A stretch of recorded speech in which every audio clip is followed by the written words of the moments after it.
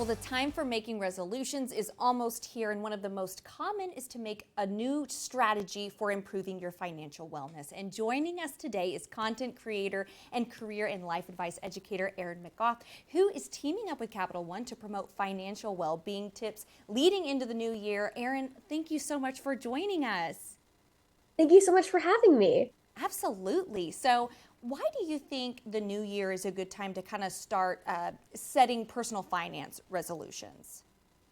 Yeah, I mean, at the start of any new year, resolutions are always top of mind. And while these resolutions can often focus on, our physical well-being, getting that gym membership, it's just as important to focus on financial well-being. And the start of the new year marks a key time to set financial goals and lay the groundwork for a successful year. And that's why I'm so excited to be partnering with Capital One to share the importance of not only setting effective and realistic financial resolutions, but exploring different tools, strategies, and habits to help set you up for success in 2025 and beyond.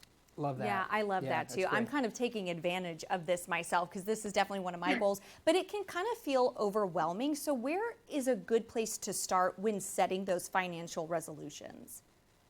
Absolutely. So my recommendation is that first step is looking at your current financial position and life circumstances to understand where you might want to make changes. So for example, you might want to set an exciting savings goal for something like a new car or a vacation or maybe paying off your student loans. And to do this, consider laying out a savings schedule where you can regularly contribute a routine amount to meet those goals. And you can also use your bank account features like automated transfers between accounts to easily keep you on track towards your savings goal. And a good place to start thinking about building these habits is Capital One's Money in Life program. It's a free program that provides one-on-one mentoring, self-guided exercises, and online workshops, all centered around achieving these goals. And it's the perfect tool to help you get started. And it's open to all, whether you are a Capital One customer or not. Yeah, that's great. Really cool. I love that. What else do you think people should consider when making their New Year's financial resolutions? Yeah, I mean, I always recommend exploring new money management options and tools. Today's world is full of great options, and there might be ones out there that you don't even know of and you're not taking advantage of. A great place to start is with the bank account that you're currently using to manage your money. Make sure that you're not paying overdraft or monthly maintenance fees. And if you are, consider upgrading to an account like Capital One's 360 checking, which has no monthly fees, no minimums, and no overdraft fees, and is packed with cool features like early paycheck access and user-friendly mobile app to help make this process a breeze. Yeah, that's great, Erin. What other resources maybe should people keep in mind? Yeah, I mean, if part of your resolutions is to grow your savings, a certificate of deposit, a CD, is another great resource to leverage. I mean, this is a type of account that allows you to earn a fixed interest rate on your deposit over a set period of time. So you'll know how much you'll earn.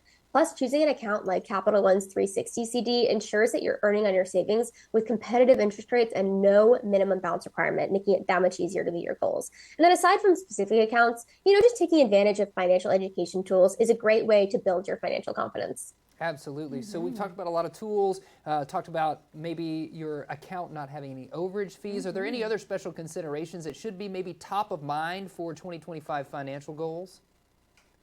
Yeah, I mean, something that I like to remind people of is that New Year's can be a vulnerable time. So it's crucial to stay aware of scams and, build in anti-scam practices. These can come in the form of fake online shopping websites, deceptive advertising, and even impersonating legitimate businesses. So you got to stay mindful. Incorporate wrapping anti-scam practices like researching merchants for red flags and exercising caution over too good to be true deals, and watching out for overly helpful chatbots that ask probing questions can be a key part of keeping your financial resolutions and not derailing your goals. Yeah. Well, for us and our viewers who I'm sure are curious, where can we go to find more information? Absolutely. So to start setting your own financial resolutions and learn more about Capital One's financial tools and resources, you can visit CapitalOne.com or a Capital One cafe near you. Yeah. Awesome. Thank you. Thank you so Thanks much. for joining These are us. great tips. Yeah. Thanks for having me. Absolutely. Yeah, for sure. When I was growing up, money was not something we talked about very much. And it wasn't until I became a young adult, maybe a Yo Pro, that I started to think about personal budgeting for our finances. Yeah, you're totally right. I feel like we kind of do a disservice when we're kind of bringing kiddos up when we're not discussing Not that and talking kind about of, it. Giving them a plan, right? Absolutely. Yeah. I mean, it's one of the things we've tried to change at our house, talking about money early, but a platform like this and what Erin was just talking about there, I think will help folks get into that mindset early on, which can pay dividends as you continue to grow and age. So, Yes, absolutely. yeah.